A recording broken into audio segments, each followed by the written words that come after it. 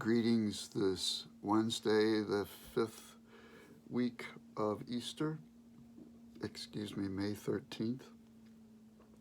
As you probably know, it's the Feast of Our Lady of Fatima, Portugal. It was today in 1917 that Lucia and her cousins Francisco and Jacinta would experience the presence of the Blessed Mother one time a month until October of that year. What's interesting among the many things about Our Lady of Fatima is Francisco died of influenza in 1919, and Jacinta the next year herself. Lucia became a nun and died in 2005. This is also the celebration of the beatification of Father James Alberione,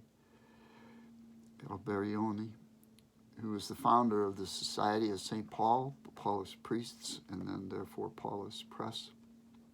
His mission was to spread the gospel message of modern media. At his time, all of the communications technology was focused on radio and television and motion pictures.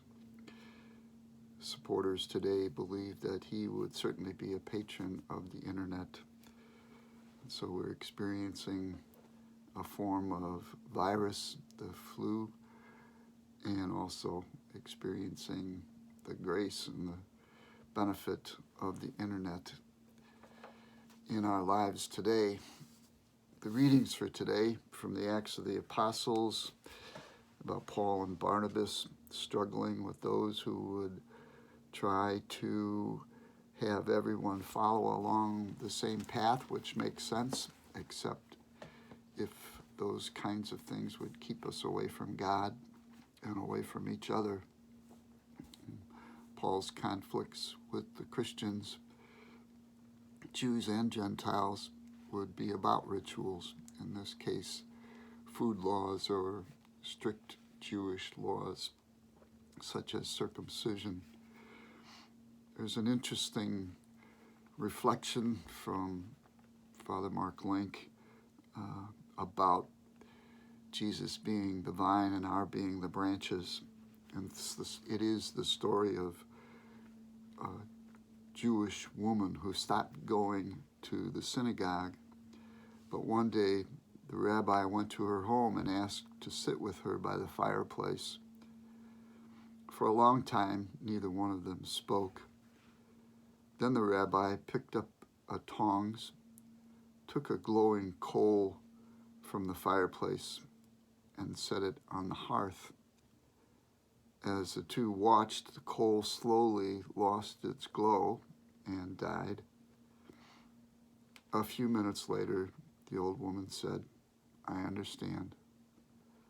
I'll come back to the synagogue."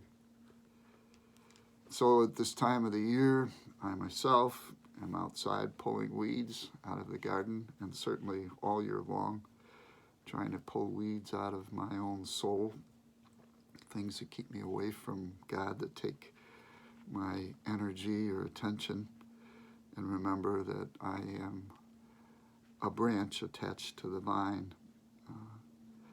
There's a reflection from Frank Clark that says, "We find comfort among those who agree with us, growth among those who don't."